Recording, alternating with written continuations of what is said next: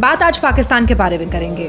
PTI के समर्थक कार्यकर्ता जिस तरीके से सड़कों पर उतरे हुए हैं और इमरान खान को लेकर जो चर्चाएं चल रही हैं कि उनकी हत्या कर दी गई है, उनके घर वालों से उनको मिलने नहीं दिया जा रहा, उनके बेटे कह रहे हैं हमारी मुलाकात नहीं हो रही है, बहन उनकी अडियाला जेल के बाहर है, और जो भी खबरें चल रही है वो हमारा विषय है आज का, उसी को लेकर चर्चा करने वाले हैं।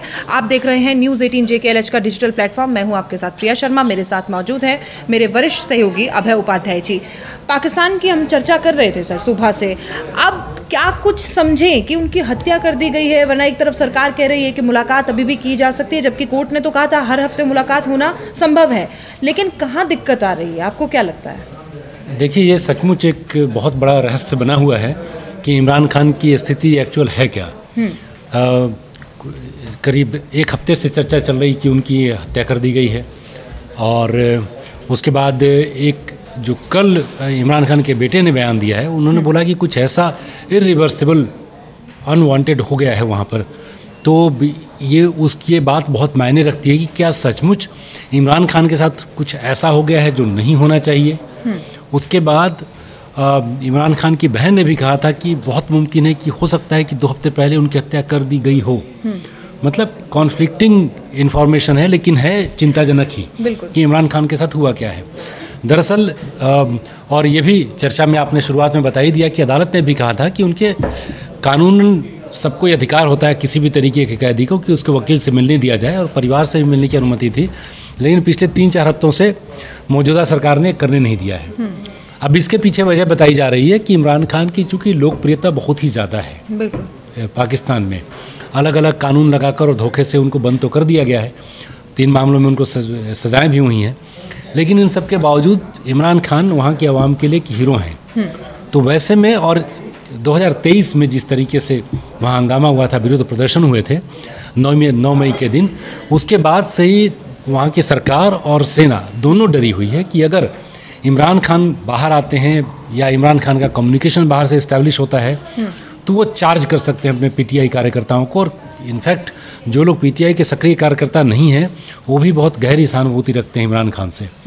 तो वहाँ की न तो सरकार चाहती है और न सेना चाहती है कि लोगों की नज़र में इमरान खान आए, उनकी बातें आएँ, क्योंकि अगर एक बार फिर से उन्होंने लोगों में ये जोश जगा दिया तो लोग अगर आगे बढ़ गए, सड़कों पर पूरा पाकिस्तान उतर गया कि सत्ता को उखाड़ फेंकना है, तो फिर इन लोगों के लिए बड़ी मुश्किलें पैदा हो सकती हैं। देखिए, आपने सही कहा, ये सही फरमाया, क्योंकि आसपास के जो हमारे पड़ोसी मुल्क हैं वहाँ पे ये स्थिति हो भी रही है, हम देख भी रहे हैं।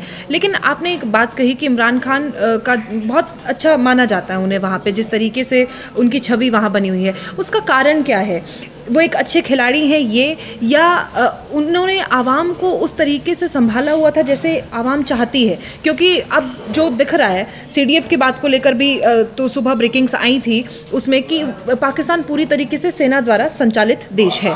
क्या इमरान खान आसिम मुनीर के साथ तालमेल नहीं बैठा पा रहे थे, ये कारण था? सेना प्रमुखों के साथ उनकी बातचीत नहीं बन रही थी, या उनकी आवाम में उनका वर्चस्व बढ़ता जा रहा था, इस वजह से उन्हें जेल में बंद कर दिया गया? दोनों ही बातें हो रही थी, और ये पहली बार हुआ था पाकिस्तान के इतिहास में जब कोई चुने हुए राजनेता ने सेना को सीधे तौर पर चुनौती दी थी।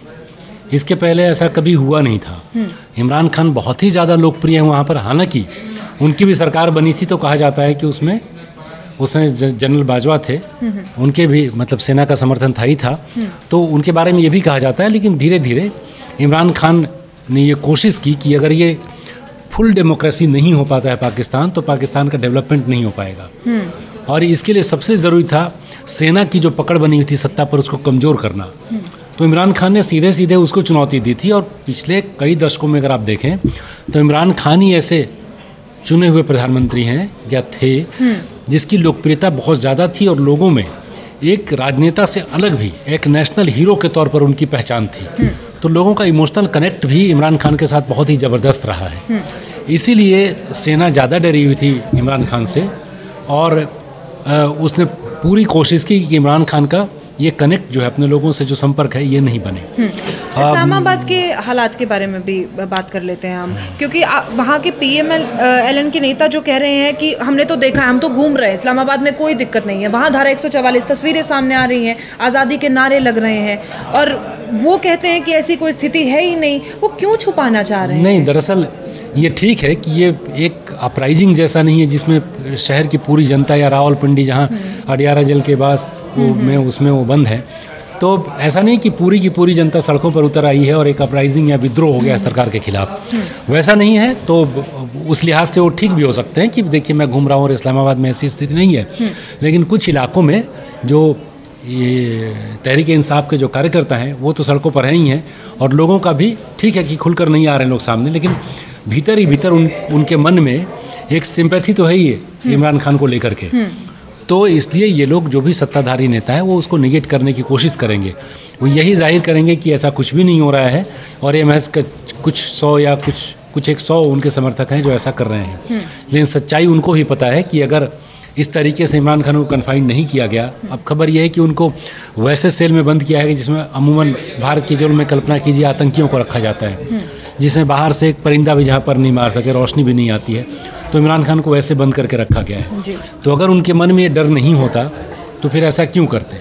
और साथ ही साथ सीधे सीधे ये तो कोर्ट की अवमानना का भी मामला बनता है ना, कि अगर अदालत ने वहाँ कह दिया है कि इनको मिलने दिया जाए और आप मिलने नहीं दे रहे हैं, तो ये डिफेमेशन का मामला उस ग्राउंड पर ही बनता है सरकार के अगेंस्ट।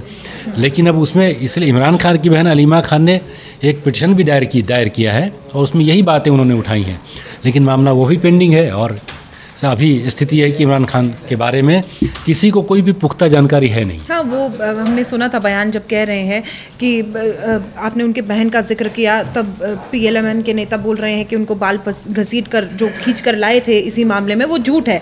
तब उन्होंने कहा था कि एक तस्वीर दिखा दीजिए अगर हमने ऐसा कुछ किया है, तो फिर उसी पर हम बात कर रहे थे कि आप भी इमरान खान की एक तस्वीर दे दीजिए। और उसके बीच में अडियाला जेल के आसपास भी सुरक्षा बढ़ा दी गई है, एक ये मुद्दा भी। और इमरान खान वाला मुद्दा जो है, अब शहबाज शरीफ क्या मिलने की इजाज़त नहीं देंगे या फिर वो इजाज़त अब आसिम मुनीर देगा, ये भी एक स्थिति असमंजस की है। दरअसल ये तो एक सच्चाई है कि पाकिस्तान में अभी जो स्थिति है उसमें शहबाज शरीफ भले ही प्रधानमंत्री हैं, लेकिन आसिम मुनीर ही लीड करते हैं।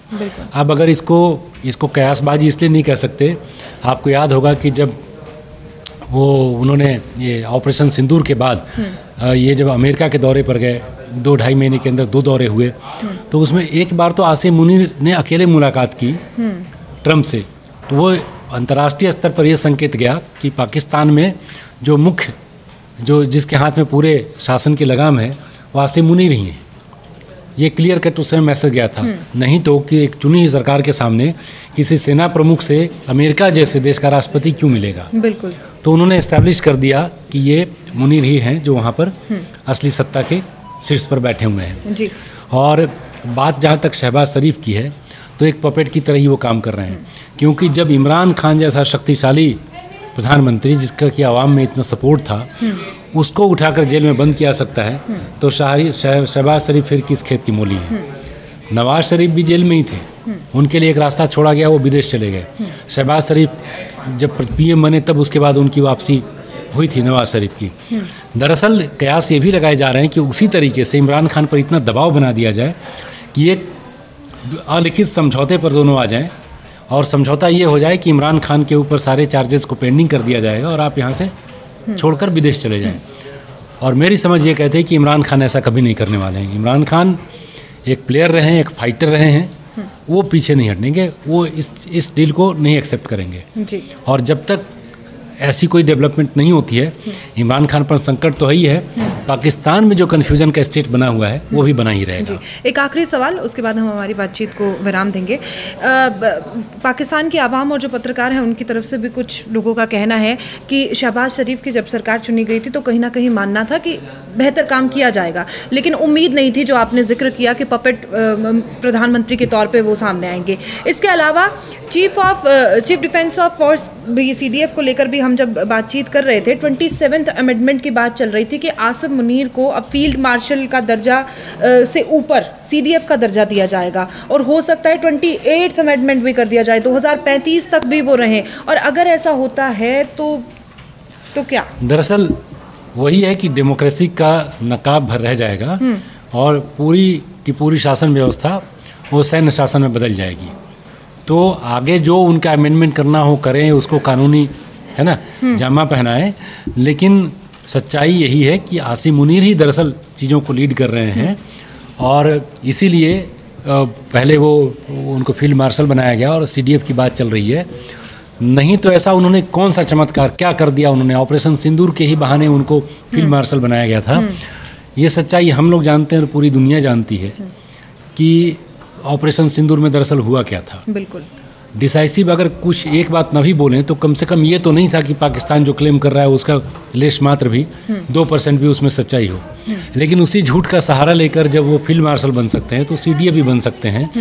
और जब बिना कुछ किए धरे उनको इतनी बड़ी बड़ी उपाधियाँ दे दी जाती हैं तो मानने में कोई शक नहीं होना चाहिए कि वहाँ पर जो चल रही है अभी किसी की सत्ता में तो वह आसिम मुनीर और उनके नेतृत्व में सेना की। जी बिल्कुल ठीक फरमाया आपने। और अब इस पे आपको ये भी बता दें कि पीएमएलएन के जो नेता है वो भी कहते हैं साफ तौर पर सामने आके, शहबाज शरीफ की पार्टी के बड़े नेता, सीनियर नेता, कि अगर ऐसा होता है, जब उनसे पूछा कि आप क्या तैयार हैं इस चीज़ के लिए कि उनको सीडीएफ बना दिया जाए, वो कहते हैं कि हमारे मुल्क के लिए जो बेहतर है वो करें। और ये भी बता दें कि पीएलएमएन नेता की तरफ से तो ये भी कहा गया है कि जब तक आसिफ मुनीर की ज़िंदगी है तब तक के लिए भी अगर उन्हें बना दिया जाए तो हमें कोई एतराज़ नहीं है, जो हमारे लिए सही है, हमारे मुल्क के लिए सही है। लेकिन अगर तमाम पार्टियों को ये लगता है कि मुल्क के लिए किसी सेना का संचालित देश को करना सही है तो वो आप देख सकते हैं। इस पूरे विषय पर हमने चर्चा की। ऐसे ही तमाम खबरों के लिए आप हमारे चैनल को सब्सक्राइब करें, कमेंट करके बताएं आपको